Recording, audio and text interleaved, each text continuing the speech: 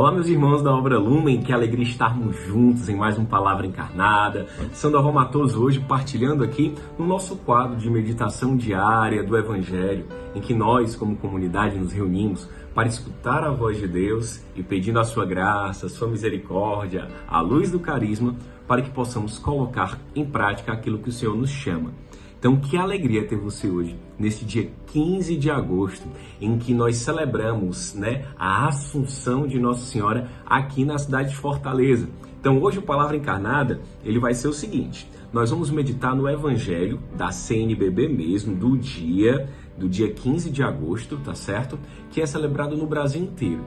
Fortaleza, pelo fato de hoje, termos a data da Assunção de Maria, nós vamos então, na capital do Ceará, vivenciar o outro evangelho, o evangelho que vai ser só do domingo, tá? Então, como é uma festa muito importante, o que a Mãe Igreja faz? Ela coloca essa solenidade para o domingo seguinte, para que todos os fiéis possam participar. Nós sabemos que às vezes é bem difícil as pessoas poderem assistir à missa diária, A gente percebe que cada um tem a sua rotina, a sua dinâmica. Então a igreja, percebendo isso e também percebendo a importância da Assunção de Maria, o que ela faz? Para o Brasil inteiro, essa festa, essa solenidade, o evangelho, toda a espiritualidade é transferida para o domingo seguinte, no caso agora o dia 20, mas como Fortaleza ela tem um feriado, então, porque é justamente a padroeira da cidade, nós celebramos então o evangelho deste dia, a festa no próprio dia 15. Por isso que a própria Arquidiocese de Fortaleza, ela convida para vivenciar essa espiritualidade os fiéis a participarem da Caminhada com Maria, um evento que move milhões de pessoas, mais de 1.000 jovens da Pavuna. Então, só essa explicação para você rapidamente entender. Você que é de Fortaleza, o evangelho hoje da missa vai ser a Assunção de Maria. Você que não é o evangelho que nós vamos meditar aqui hoje, tá certo? E aí, esse evangelho da Assunção que os fortalezenses vivem no dia de hoje vai ser celebrado ao resto, ao longo de todas as cidades aí do Brasil, no domingo, tá certo? Então, que alegria ter você, meu irmão, minha irmã, a moçada das missões, a moçada das nossas casas de acolhimento, a juventude vai fazer esse despertar, que já fez despertar, que não sabe nem o que é despertar, tá certo? Mas vamos juntos, firmes no Senhor. Estamos reunidos em nome do Pai, do Filho e do Espírito Santo, amém? Vinde, Espírito Santo, enche os corações dos vossos fiéis e acende neles o fogo do vosso amor. Enviai, Senhor, o vosso Espírito e tudo será criado e renovareis a face da terra. Oremos, ó Deus que instruíste os corações dos vossos fiéis, com a luz do Espírito Santo, fazer que apreciemos retamente todas as coisas segundo o mesmo Espírito e gozemos sempre de sua consolação, por Jesus Cristo, Senhor nosso. Amém.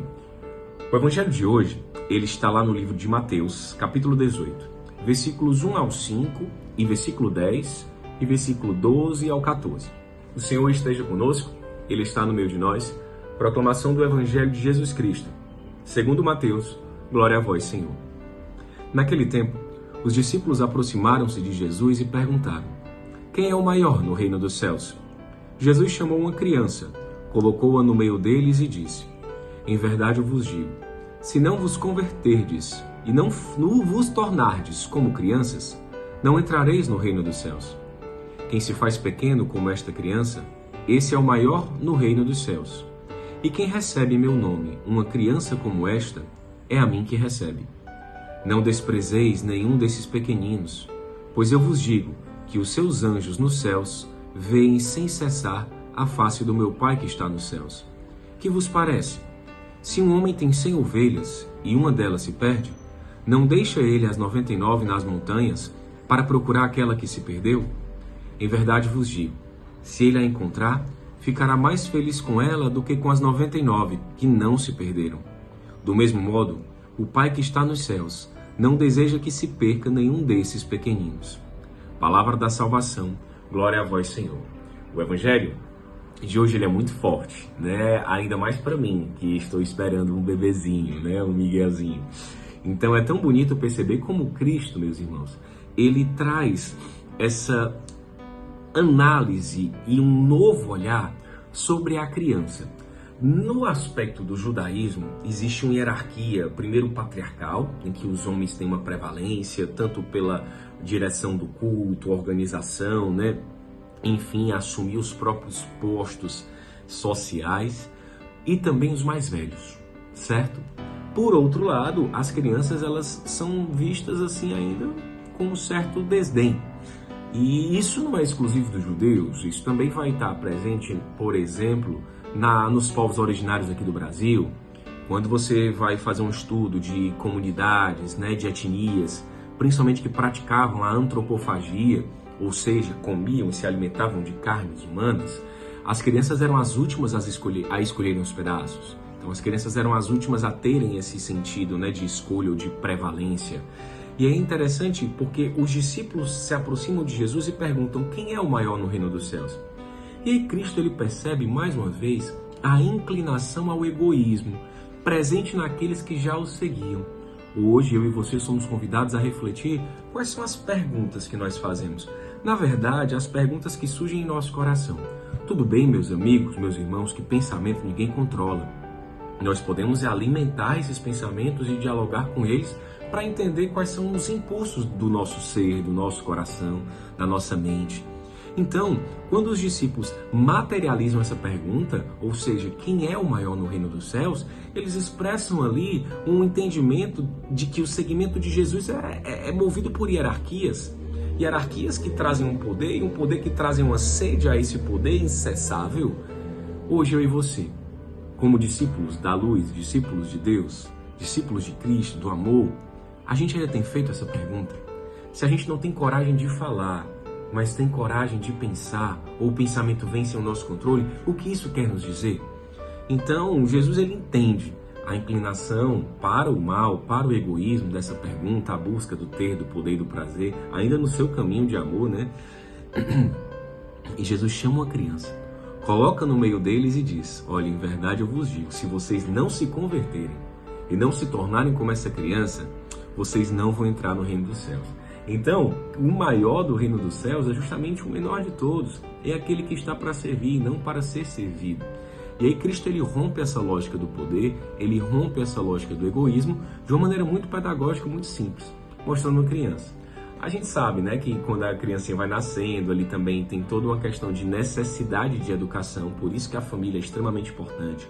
Por isso que uma comunidade, uma sociedade é extremamente importante, né? Tem um provérbio que diz que é necessário uma aldeia inteira para educar uma criança. Porque a criança também tem as suas inclinações, mas também tem a sua pureza. E aí Cristo, ele diz: olha, quem não tiver um coração como esta criança, não é capaz de entrar no reino dos céus. A criança que vislumbra, a criança que acredita, a criança que tem aquela pureza no olhar, a intenção do amor, ela deve nos ensinar. Hoje eu e você somos convidados também a olhar para a nossa infância e a olhar para as crianças que estão ao nosso redor. Ao olhar para a nossa infância, lembrar também das dificuldades, de alguns episódios talvez que não tenham sido muito agradáveis, mas que o Senhor, o Cristo ressuscitado, se fez abandonado conosco nessas dificuldades. Que nós possamos encontrar aí também um Cristo que nos ama. E ao olhar para a realidade, né, ao nosso redor, das crianças hoje dos nossos centros sociais, das nossas famílias, das nossas comunidades espalhadas nas ruas, a gente também possa perceber o chamado de Deus que se revela nos pequeninos. E é interessante Cristo dizer, né? Quem recebe em meu nome uma dessas crianças, é a mim que me recebe. Não desprezei nenhum desses pequeninos, pois eu vos digo que os seus anjos no céu vêm sem cessar a glória do Pai. Meu Deus, ver a glória do Pai, que maravilha! Nem se compara com a experiência mais profunda que nós já tivemos, não é, na vida? A experiência mais profunda de amor, aquele retiro despertar, aquele encontro com carisma, aquela experiência na sua família, o nascimento dos seus filhos, ou não sei, o dia do seu matrimônio, não sei, mas não se compara com a glória do Pai. São fagulhas, são insights, né? São luzes desse Deus, mas não se compara com a totalidade. Imagina o que está nos esperando, meus irmãos. E aí, Cristo depois ele vai dizer, olha, se um pastor tem 100 ovelhas, ele perde uma, ele vai procurá-la até onde for e vai ficar muito mais feliz ao encontrá-la, a ovelha perdida, do que com as 99 que ficaram. Porque é o processo do amor, é o processo do retorno, é o processo da misericórdia. Meu Pai não quer que nenhum desses pequeninos se percam. Essa responsabilidade é minha e sua. Uma responsabilidade sociopolítica, sim, uma responsabilidade social, uma responsabilidade de cidadãos que habitam o mesmo espaço, a mesma polis, a mesma cidade, e que temos responsabilidades uns com os outros, de direitos, de deveres, do contrato e do pacto social, certo? Mas também temos ainda mais uma espiritualidade, uma responsabilidade espiritual. Sim, é necessário alimentar, sim, é necessário transformar o mundo, sim, é necessário cuidar do bem comum, como nos ensina a doutrina social da igreja, com certeza. Até porque eu não posso falar de Cristo para quem está com fome. Primeiro eu preciso alimentá-lo, como a própria mãe igreja vai nos ensinar. Mas alimentado, eu preciso anunciar a verdade. Que nenhum desses pequeninos se perca. E Maria, né, que hoje, né, a cidade de Fortaleza celebra a sua Assunção, inclusive o nome da cidade, a história da cidade está intrinsecamente ligado à Virgem. Qual é a diferença entre Ascensão e Assunção? Ascensão de Cristo, Assunção de Maria. Ascensão eu subo pelas minhas forças, Assunção eu sou carregado aos céus. É como quem mora num prédio, que se você sobe até o seu quinto andar, onde você mora de escada, você está subindo pelas próprias forças, a ascensão. Mas se você sobe de elevador, você está subindo por outras forças, a assunção.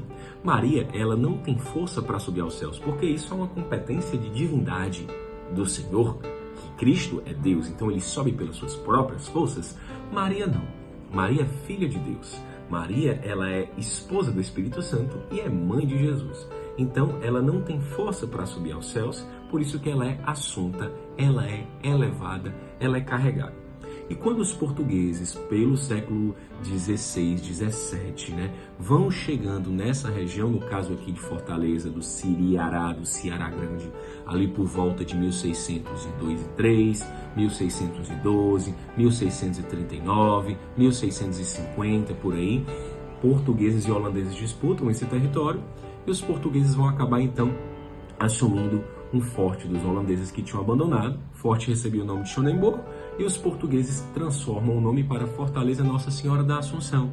É tanto que a imagem sacra aqui da capital do Ceará, ela é uma das mais antigas que existe, né? A Assunção, Nossa Senhora da Assunção, para nos lembrar justamente disso. No contexto em que economia, religião, política se misturavam nos processos de dominação e invasão e, enfim, chegada desses dois mundos, né, desse mundo europeu que se choca com o mundo dos povos originários, nós temos a nossa gênese, a nossa realidade, e essa fortaleza de Nossa Senhora da Assunção, que dá nome à cidade, vai trazer a devoção de um povo. Que Maria, assunta aos céus, nos lembre, meus irmãos, de sermos como esses pequeninos, um coração livre, leve, pobre, para amar e ser feliz.